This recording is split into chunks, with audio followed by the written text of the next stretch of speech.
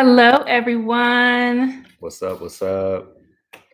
Good morning, good afternoon in some places, some time zones. Right. We're just going to get this started early, let people flow into the room. We're excited. We're just thankful for this awesome community. And if you haven't seen, I would say February, I probably had 1,000 or 1,500 subscribers. And then YouTube decided that my videos in Cali was just amazing and boosted some of them. And our community has grown. I think I have 13,000 as of today. And so that's about 5 weeks of just growth. And the love has been so awesome. So we wanted to get on here and share a little bit of our story. So we're going to chat for a half hour, and then hopefully I did it right because yes, okay, Mia. Cali sleep right now. Yeah, she's asleep, or she definitely would have been. Just fell asleep. Like, she was supposed to be asleep like an hour ago. So yeah, But we're going to do more of these, and I'm going to do them in different time zones and different time slots, I should say.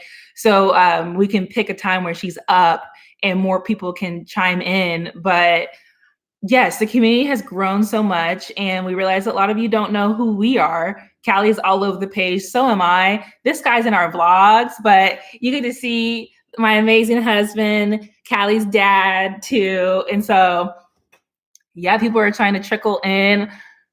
I love you guys. Cyber Auntie. Where's everybody tuning in from? That's what I want to see. I want to see where everybody's tuning in from. What's up, Alabama? What's up, cyber uncles and aunties? Yes. Go ahead and drop where you're tuning in from. But we're going to go through some questions. So Detroit, NOLA. NOLA in the building. Okay. We went to NOLA before Cali was born. We was in NOLA. It was a good little time. Like my people from Florida, from upstate Louisiana. That was my first time. Okay, Dallas. Do the cricket letter. Jamaica in the building. Okay. England. Okay. South Bend, Indiana. Oh wow. Okay. This is awesome. Okay, so let's get into it. So first, we went through some questions, and one from Lee Anna Ray, and you had just a question about who we are. So we're going to start off with that. Who are we? How did we meet? And go through our story, and then we'll go through some of the other questions. San Diego, okay, Riverside, Chicago, Shy. So I'm Falesha. I'm wrong. I'm 33 years old. That was one of the questions. I'm 34. Just go your whole bio. Just my whole bio? Yeah, okay. And so I'm from California originally and moved up to Seattle, Washington for the University of Washington. So I ran track there. I was a collegiate All-American. I ran the hurdles, and I also ran professionally for Brooks. And then I hung up my spikes. I do fundraising work, and I also have a side business where I do speed and agility. But most importantly, I'm Kalia's mom. Yeah, that's me. And see, everything about me kind of revolves around Kalia, but I'm Rome, 34, born and raised in Seattle. Didn't play collegiate sports, but that's okay. I got me a professional athlete, so that's all that matters. But it's really her genes that are helping Cali kick it into full gear and hit all these milestones. But let me see about me. I work in tech. I create.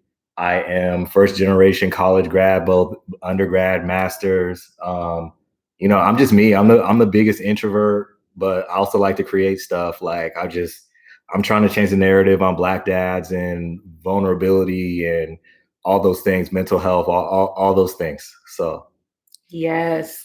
You said one thing. I'm trying to remember. Milestones for tech. Yeah, tech. What about it? Microsoft. You're doing big things. You're doing big things. You guys. I love it. You got Jessica on the line. So how long have we been married?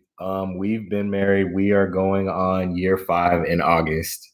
Yes. Yeah, year 5 in August. We've been together for 10 years plus though. So when people are always asked how long you've been married, it's just, I have to think about it because really we've been together for so long, and everything like early on when we moved in together, like we had the combined bank accounts, we had, the combined insurance and all this stuff. Like, no, we didn't have a combined insurance, but yeah, we just did the same thing that like married couples do. So like, I don't necessarily, think about what date it is and going forward, but we've been together for a decade. That's a decade. We met shortly after college. And how did we meet? We both have two different versions of the story. So I'm gonna let her tell her story first, because she adds stuff to the story, and I'm not gonna say she's lying, but she just be adding stuff to the story. What I was gonna say is that you're the introvert and I'm the extrovert. Yeah. But we met in a club, but we weren't. So I was in the club with some friends, and I had this red dress on. This is before Kalia. I was in there and Rome saw me because he was with a friend that I knew from college, and she was my roommate's little sister. So I came up to her and I'm talking to her, and Rome happened to be over here in the corner, but I didn't see him, but he saw me. And afterwards, I guess I left fast, but I left with some friends. And then I get a message from the sister and the older sister saying, my friend saw you last night at the club. He wants to like get your number. Can he add you on Facebook? And I'm like, well, why didn't he approach me last night? Like, I don't know. And they start going on about how their mom loves him. And I was like, oh man, mom loves him because I love their mom. So I'm like, okay, that's like the best recommendation you can get. So I said yes. So he added me on Facebook and we messaged for like a week before we actually exchanged numbers and then like met up. All right, now let me. So a lot of that was true. We did not. So okay. So basically, from what I remember of the story is, yes, we were in the club and she came up to my friend that I was with. She started talking to her. She thought it was her roommate. They looked so much alike, but it was the younger sister. And so I didn't even try to approach her or anything like that, because why? For one, it was in a dark club. And so she probably wasn't even, she was probably drinking. I wasn't, because I don't. So she probably wouldn't have thought anything twice about it. So I let her go. She did take off really fast. Again, you heard her say that she ran track and she was a hurdler. She didn't have to jump over anything, but she just out the gate gone. So the minute I look up, she's gone. Okay. So I said, who was that? And my friend was like, oh, that's my sister's friend. She, da-da-da-da-da. So I'm like, okay, hook it up. Because again, it's just like when you're trying to land that job that you want, you don't just go in and put your resume on the table, be like, yo, hire me. You get all your stuff set up. So you're just like, okay, I'm gonna check out my references. So I checked out my references, they checked out. And so my reference then said, okay, you want me to hook this up? So the reference then, reached out to her. My people reached out to her people, and she looked through my Facebook, of course, and she was just like, okay, yeah, I see what he's got going on there. Okay, yeah. So then we decided to meet, and we go out on a date. And this was the crazy part, is that when we were, she was still running professionally. So she actually like dropped this bomb on me that she was about to leave for 2.5 weeks on this professional track circuit. So here I am, literally on the way to church, because that's what young Black men do. They go to church, they take their grandmas to church. Mm-hmm. And she's like, oh, we're gonna have to hang out today. And I actually thought that she was trying to blow me off. So, on the way to church, I prayed, made it happen, put together this date, took my grandma home, went back out, got her, had to go get gas. It was a great day. It was okay. She wanted me to wrap it up, because then she don't like what happened next, because this was when we reached our first, not conflict, but our first, like, you had to see how much I was into her, because I went to get gas and I got a Twix. There's two bars that come in Twix. She said she didn't want nothing. Now, when you tell me, if I ask you if you want something, you say no, that's it. You don't get nothing. But then she looked at my Twix, and I'm like, you said you didn't want anything, so why do you want this? So I'm like, here, you know what? This is how I know you could potentially be somebody. I gave her one of my Twixes. Look, 10 years later. And we're together. So that's our first date story. But 10 years later, and she ain't getting none of my Twixes no more. I just asked for my own now. She got that one and done. That's it. So I'm gonna read. So that's kind of that's how we met. I'm gonna read through some of the comments. Love to tech. It says, just found your page last week and I'm loving your vlogs. Thank you. KM, I'm an introvert to Rome. Yeah, the introvert fam. Tina, truly appreciate how very present as a dad Rome is. Cali is super blessed. He is pretty awesome. I'll give him that. Larissa, congrats. Thank you. Nikki's real life, watching from Florida. Okay. It's Ellie. Your baby is so cute. Princess, oh, thank you. Ontario. Okay, Canada in the house. We got Miss Pat. Hey, y'all. Yes. Hi, Miss Pat. Y'all were meant to be. Thank you. I do feel like we are. Oh, we got D Lund from London. We got UK. We got Zimbabwe. We got Kenya. Angie from what? Oh, we got Zambia in the building. Oh, wow. Okay. We got Kenya. How long we been married? We've been married 5 years. Caribbean here. Okay. Hey, Gracie. All right. So one of the questions, how has your relationship been tested and how has it been strengthened by having Cali? So it has been tested because when I was 37 weeks, we found out that Clea was going to have Pfeiffer syndrome. And that was the test of all tests. And I feel like earlier on, it shook just our whole foundation because we didn't know what was about to happen. It was the unknown. And Pfeiffer syndrome is very unique to each kid. And so you can go read on Google and like look everything up. But when it comes to the types and everything, it's so unique for each kid. So they couldn't tell us like, this is her timeline, this is her path. You had to just wait and see. And so it tested our faith at first. There was a little bit of like, why me? Why us? At least for me at first. I was kind of like, I had this image of what motherhood was going to look like. And it felt like it was kind of crumbling, to be honest. And I think it's also because it was just so late in pregnancy, we just didn't know what to do. But it strengthened our relationship, honestly, because we were earlier on, it was like, I was so devastated. I was going through so much emotionally and trying to be strong for Cali. And then here she comes into this world and she's such a fighter. And if I could have just told myself a year ago that everything was going to be okay, that I was chosen to be her mom, like I would have just been so much calmer. But it's made us had to become a better team. It's made us how to communicate better. It's made us realize like that we both have to show up every day for her to succeed. So that's one thing that it's strengthened for us. What about you? I think and I kind of spoke about this before on one of my posts, but I think it's just that, it's hard because like what jumps to my head right away is, there's this understanding of needs. And what I mean by that is when everything was happening and like, I feel like, we're in the space, like, I'm just going to be transparent. Like I've had to endure a lot of negative things in life, whether it be with my health or other things. And, it's almost like I looked at this situation as just one more thing.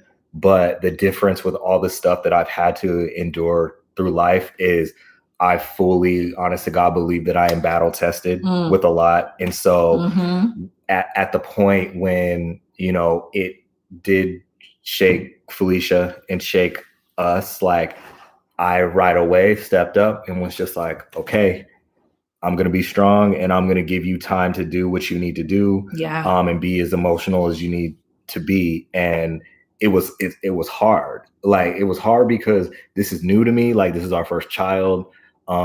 This is just, it's complete learning on the fly, but also, like I said, I'm not well.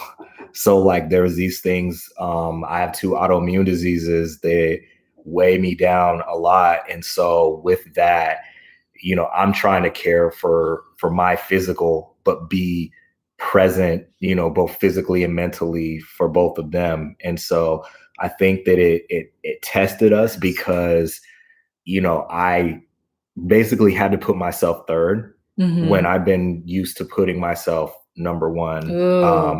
And so as I had to learn how to transition to do that, like clearly it all caught up to me. So I had to deal with that later on. But I think that test and it like built, it almost like knock down a few layers of just like insecurity and other stuff that you have growing up that you like, maybe like baggage that you come into the relationship with, and built more trust open. But again, like it had me being like kind of shocked because Falesha was able to be, and this is no like slight or disrespect, but she was able to be stronger than I thought that she could be. And Like, I you had think no that there was choice at sometimes. Like, yeah, exactly. I think people ask, like, how can you be so strong in such a hard situation? You have no choice. Like, I felt like Kalia could feel everything that I was feeling. So when I was pregnant, those like 4 weeks before she was born and knew that she had Pfeiffer syndrome, I felt like I had to bring good energy because I did not want her to be stressed out. Delivery, same thing. And then there was a point where she was here, she was in the hospital, she was in the NICU, the nurses were caring for her. Then I all of a sudden felt like, whew, I can like feel all these emotions now. And that's when I hit my low. And I think we both felt like we both couldn't be at a low at the same time. But really quick, every now and then I'm just gonna go through the comments. Where do we leave off? Okay, we got Holland out there. Sandra, God bless you. Thank you. KM, when things happen in my life that didn't turn out how I expected to, I have to remind myself that God will never give me more than I can handle. And I remember how blessed I am. Yes, we definitely felt that. We prayed and we just sat and we said that this is meant for our life. There's a purpose way bigger than us in Cali. There's a reason why she's our child and we're her parents, and we're just gonna live in that. And we have. And she really quick, she's strong mentally because I'm strong mentally. She's strong physically because she's strong physically. She's got like, so much. It's just the genes, and you can't deny it. And yes, we're at that point now to where we're just like, this situation was for us, and that kind of takes a lot of not pressure, but a lot of just some of the I think it takes pressure off because I feel like God is telling us just be you. Like, all you have to do is just be you. And this is me. Like, I had someone leave a comment. I was like, oh, she's being fake. This is not really, this is all for YouTube. And it's not. Like, I've always been really optimistic. That's been me. And so that's what I'm doing. I'm just showing up and loving her unconditionally like I would any other day. Really quickly, let's see. Yeah, rescue them now foundation. Yes, you follow us on IG. You said you're late. I love you. She's our IG fam too. Hey, like Mia, Monica Rice said, better late than never. Yes, Mia, you guys inspiring me so much. Thank you. Nessa, are you planning on having any more kids? Okay, so that's one of the questions. So we'll get into that. Hold on, really quick. Yes, we do connect with other Pfeiffer parents. Yeah, there's actually a community here in Seattle. There's about 8 because Kalia has Pfeiffer syndrome, but she's got like they don't go by types. She's got a specific strand, a mutation. And that mutation is about 8 kids in like a 30-mile radius that we are close with. But because of the pandemic, we haven't met them in person, but we talk to them via text and phone and things like that. So one of the questions that I'm going to go through the ones that people actually left us. Jeanette Mitchell, as well as Victoriously Tierra, asked, are you planning on having more kids and having Cali be a big sister? We would love to have more kids. We both have talked about this. And if it's in the plan, it's in the plan. Yeah. And if before we found out that Clea had a genetic syndrome, that we wanted them to be super close, but she's got a few surgeries that she's got to get through. And we just really there's one big one next year that I've had other people ask about her eyes. It's called monoblock. It's going to bring her forehead and her jaw forward, which is going to give her eyes protection and also bring her tongue back. So right now she's got a very underdeveloped upper jaw. So it's going to pull that forward. So that's going to help with her tongue sitting back, her eyes sitting back. And then also it's going to open up her throat. So then we hope we can get the trach out after that. So that's between 2 and 3. So after that big surgery, I think we're going to kind of come together as a family and say, is it time? Let's see. What is the most important thing that Clea has taught you? This is from Miranda Stevens. That's such a great question. I'll start. Oh gosh, there's so many things. So she's so strong. But what I would say is that when we first found out that she had Pfeiffer syndrome, we looked online and we saw the outcome from some kids. And she's taught me not to live in a box, that you are stronger than you ever thought you were, and that other people's expectations of what you're going to do don't actually mean anything. It's what you're going to do. And so she's just like done so much more than others have expected or have put on her. And that just teaches me in life that you don't have to follow the trend. You don't have to follow what everyone else is saying, that you just need to have the confidence in yourself, and you can overcome so many things in life if you just focus and just channel into your strength. So she lives outside of a box. We don't ever put her in a box. People ask us what type she is.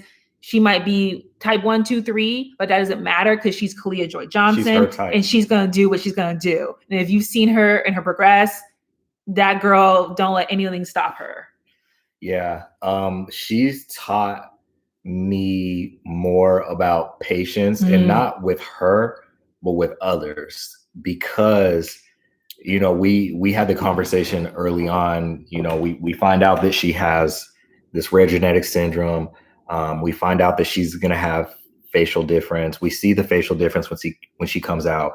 We were pretty active on Instagram even before that. And so, you know, after a day goes by and you have people being like, hey, where's the baby? Like, we were expecting to see her. And, you know, we had that talk. Like, we know that there is a lot of nasty people out there and who have a lot of nasty things to say, whether it's trolling or whether it's just uneducated or just don't know what to say. They just feel uncomfortable. And so she taught me patience from the standpoint of, once we started posting about her and showing our love for her, and all the trolls started coming out and all the threats started coming out and all the different things started coming out, and just really like taking a step back to be like, okay, like, I can't clap back and yell at every single one of these people, because we have to, you know, teach her to be above all this. Yes. And that people are going to say stuff like, that's like, you could look like any of us on this call and people are still going to say things about you. And yet you have to be strong enough to turn the other shoulder, and you have to be strong enough to put your energy over here instead of over there. And so, like, her kind of, me living that experience through her, like, has made me personally want to get in front of this fight. And so, like, shameless plug, not a shameless plug, but if you follow me on Instagram, I am trying to do a lot to, I'm going to be an advocate for the accessibility, disability community, because any of these so-called trolls or any of these people who want to say something about my daughter, say something about me first. Say something about these other parents first, because I guarantee you will not say any of this to our face. Yeah. And so they're like, cyberbullying and all this stuff like that is a big issue. And we aren't naive to know and to think that when she does start going to school, that some of that stuff is probably going to happen. But I feel like it is my job as her parent to try to smooth some of it over and get in front of it, to make sure that none of this stuff happens to her, but also other kids. And so I feel like that's the biggest lesson that she taught me, is that I need to use kind of like my platform and my connections and who I am to make sure that we put on for this cause that she and other kids will have to live through. Right. And I feel like that's one of our reasons for sharing her story. We were pretty active on social media before she was born, and we both felt like, okay, here she is. She has a facial difference. We still love her. To us, she's beautiful. To so many people, she's still beautiful despite everything she's going through. And we'd hate to all of a sudden not show her. I feel like that would say something about us. Like, oh, you guys are ashamed. And we're not. We're proud. We're so proud of her and who she is. And so we share her to the world because we want others to bring awareness, but we also want to build that confidence early for her. And we've talked to other kids who have Pfeiffer syndrome who are older, and they have shared that their parents sheltered them. And when it was time to kind of be out in the world, it was a shock for them. It was like, whoa, what is this? And they never wanted to go outside. They just want to stay in their little bubble. And we don't want that for her. So someone asked about, do you worry about her self-esteem because people will stare and be ignorant? And we have worried, but I think we take it day by day. I think the pandemic has shifted that because we don't get outside around people as often. But we definitely, as Rome was saying, do our platform, try to educate people to say, like, not what's wrong with her, not what's wrong with the baby, what happened to her, what is she going through? You know, to ask educated questions from respect and be sincere and thoughtful about them, because that's really disrespectful just to approach someone or to stare. So we hope that by you all seeing our page, you might see someone with a facial difference and be like, oh, maybe they have Pfeiffer syndrome, maybe they have Cruzon, and know how to approach them. So, okay, we have like 6 minutes and we have a deadline because at 12, stay here. Hopefully I did it right. It's going to take you right into the March milestones video, and she's doing some fun stuff. So we're going to try to get through that. I'm going to address this real quick. Okay, so when will she start talking? Oh, that was one of them. So she right now we're hoping that April 26th. Yeah, once she gets her speaking valve this month, we'll be able to hear her. Right now, her vocal cords are swollen, but she was talking before, and so once the vocal cords started swelling up, we haven't heard her. So we are looking very much forward to the day that we can hear her voice again. Hey, Dash from Washington. Daphne from Louisiana. Oh, JT says, love that, Dad. Okay. Thank you all. Big kisses. Oh, big kisses to Cali from France. Thank you. But yes, so April 26th is when she gets her speaking valve, but it's harder for her to talk in general because the trach sits below her vocal cords. So air doesn't go through her vocal cords, which is what makes sound. When she gets a speaking valve, it has a system where it forces air up and out. Right now, no air comes up. So that's why we hope that the speaking valve will help. Lady E, I know you asked a question too. Would we ever do a meet and greet? Not now. I don't know when that would happen. That's not in our plans. I think, just with her health and just the world right now, meet and greet is just not something that we're thinking about doing. Will she eat food by mouth? Yeah, so she does eat some food by mouth. She just, again, because the swollen vocal cords, has a very tough time swallowing, as well as the narrowing of her throat.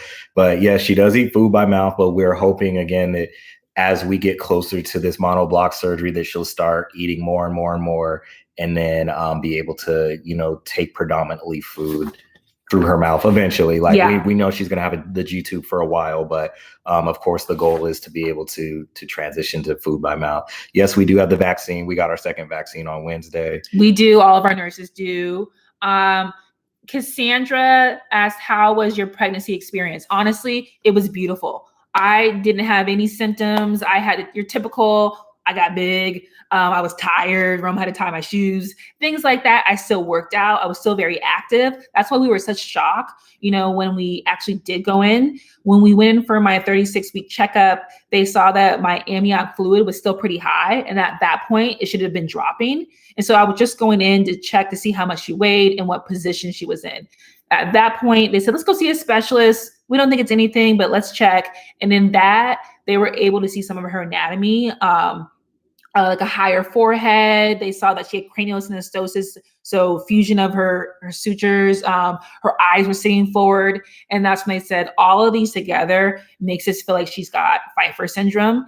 And people asked if we would have found out earlier what we had done, she would have been in this world. We wanted to be parents so bad. We knew we had love for a child to bring into this world. So Cali was always going to be here, and finding out at 37 weeks versus finding out at 10 wouldn't have changed anything for us. We were going to bring her into this world. So that is that question. I get that a lot. And honestly, finding out later probably saved me peace of mind. I know some parents who found out at 20 weeks and they were stressed out. They couldn't enjoy any of their pregnancy because of what was coming. And Cali, she's just amazing, but her sutures fused and they busted open at some point. So she actually had a lot of soft spots. So that's one of the early reasons why we couldn't tell in some of those early ultrasounds, because her skull wasn't as abnormal as some others with Pfeiffer syndrome, because a lot of those sutures busted open. So it was still growing, which attributes to her brain wanting to grow so bad that it was like, nope. And I think that's also her right now wanting to learn and soak up so much that she's like, nah, I'm not letting this stop me. We'll have to do another one and go through some more of these questions. If you have any last questions, just type it in the chat real quick. What has your support system from family and friends been like since having Cali? So we'll finish on that. Just make it quick. I think because of the pandemic, it's been hard. It's been virtual. Rome's mom has been around and she helped us with training. And so she's trained on everything Cali, but we had to be very careful about having people in our home because of COVID. We were in the hospital during a pandemic and we couldn't have people come into the hospital even to hold her and get that touch.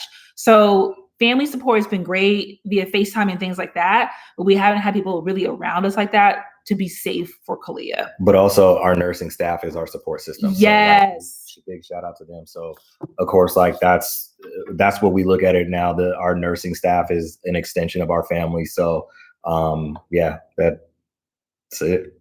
Yeah. You guys have any last questions for us?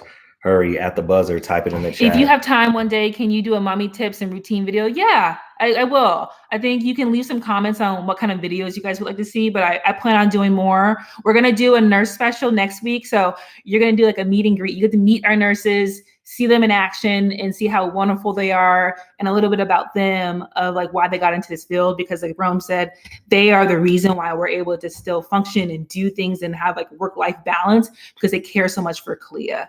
And lastly, Sabrina, how long will we have nurses? Until as long as she has the trach, we'll have nurses. Yeah. And after that, there'll probably be like a little phase, but insurance and all of that checks to make sure that she still needs it. But due to her respiratory issues is why we have that support. And they will still be very much part of the family. Yeah, they are our family. Okay, it's time. I'm going to end it. And now the March milestones is going to begin. Stay tuned. Thank you for all the support.